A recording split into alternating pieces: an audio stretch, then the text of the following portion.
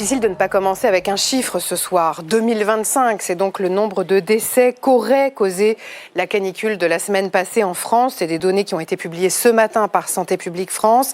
Ça fait une hausse de la mortalité de 29%. Un bilan sanitaire jugé désastreux par les oppositions. Les écologistes ont même déposé une motion de censure pour dénoncer l'impréparation du gouvernement face à cette canicule. Il y aura une commission d'enquête et il y aura une censure. Vous n'êtes pas à votre place. Les morts, vous les avez sur la conscience. La politique que vous menez est une politique inégalitaire. Est-ce que vous avez perdu des patients aussi ? Bien sûr, on en a perdu aussi bien à l'hôpital qui sont arrivés un peu trop tardivement, on va dire, mais aussi bien en préhospitalier. On n'a jamais fait autant d'arrêts cardiaques avec les équipes du SMUR, ceux qui interviennent au domicile, sans compter effectivement, comme l'a dit Madame la Ministre, il y a des gens que l'on va découvrir bientôt morts chez eux. C'est dramatique. Ça a commencé comme cette semaine. Exactement.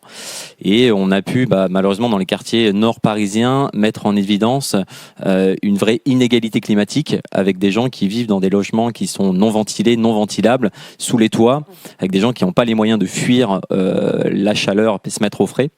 Et ça, c'est une vraie difficulté qu'il va falloir prendre en charge. Ce massacre climatique est en réalité un massacre de classe. Ce sont les riches qui tuent les pauvres. Les 1% les plus riches polluent autant que les 2/3 de l'humanité. 100 entreprises sont responsables de 70% des émissions mondiales. Bernard Arnault émet 1200 fois plus de CO2 qu'un Français moyen. Mais surtout, ne leur demandons aucun effort, continuons comme avant, ne les montons pas à contribution, ne touchons surtout pas à leur mode de vie. Les 3 épisodes caniculaires que nous venons de vivre ne sont pourtant que la bande-annonce de ce qui nous attend dans les années à venir. Face à la canicule, adoptons les bons gestes barrières, taxons les riches et sortons de l'idéologie néolibérale. Car à force de recul, de renoncement et d'inaction, vous nous condamnez à brûler. Brumisation, ventilateur et surtout une bonne hydratation. Mireille et son mari tentent comme ils le peuvent de survivre à la chaleur. Non mais là je viens de la cuisine, c'est le sauna. Selon les données gouvernementales, leur logement francilien est classé F. Le couple vit donc dans une passoire thermique. Pour survivre la journée, ils doivent se barricader. Ça évite quand même une chaleur supplémentaire, mais ça n'est pas suffisant. Parce que les volets sont très chauds même à l'intérieur. Mais on vit dans le noir, quoi. Voilà, on est cloîtré, on voit plus personne, on vit dans le noir toute la journée. Et à force, ça atteint le moral quand même. Ces fameux DPE, diagnostics de performance énergétique, est-ce qu'ils ont été créés plutôt pour l'isolation, le confort d'hiver, et en oubliant un peu le confort d'été? Qu'est-ce qu'on peut en dire de ça? Ils ont complètement été créés pour le confort d'hiver, et ce que vous disiez est très juste, c'est qu'en faisant des travaux qui visent à améliorer le DPE, on peut accentuer la situation de bouilloire thermique.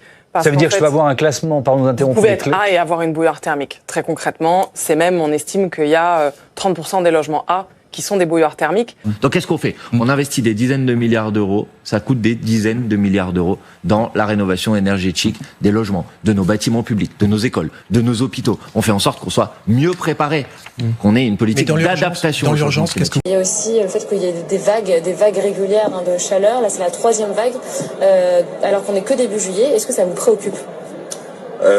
Évidemment, ça me préoccupe. Après, on était au courant depuis longtemps. Moi, ce qui m'inquiète, c'est surtout qu'il n'y ait pas de solution politique qui soit apportée à ça et que tout soit de l'esbrouf. Ça fait des années que c'est de l'esbrouf, que le gouvernement Macron est une esbrouf de manière générale. Il faut modifier, adapter le droit du travail. Et alors, je sais que certains parlent, par exemple, de congés climatiques. Oui, c'est le cas de Marine Tondelier, par exemple. Bon, sur le principe, je comprends la philosophie, mais si vous voulez, pourquoi 5 jours? Pourquoi pas 9? Pourquoi pas 15? En fonction de l'ampleur de la vague de canicule. Donc moi, je pense qu'il faut faire autre chose. Il faut adapter le droit du travail, c'est-à-dire dire il y a des seuils de température. Et au-delà d'un certain seuil de température, il y a des activités qu'on arrête. C'est pas suffisant. C'est clairement pas suffisant. C'est clairement pas suffisant. Moi, j'invite les gens à voter la France Insoumise parce que je pense que... Parce que je pense que c'est les seuls qui apportent, qui ont un vrai programme climatique qui est documenté, sourcé, avec une vraie programmation climatique qui, pour moi, pourrait être une solution, même si on est en retard. Évidemment, on est en retard, mais il y a des solutions politiques qui existent et j'invite les gens à se renseigner dessus. Merci beaucoup. Donc, on n'est pas encore en période de campagne présidentielle, mais c'est lancé. En tout cas, on entend vos propos. Une lutte acharnée contre les flammes. L'incendie n'est toujours pas maîtrisé.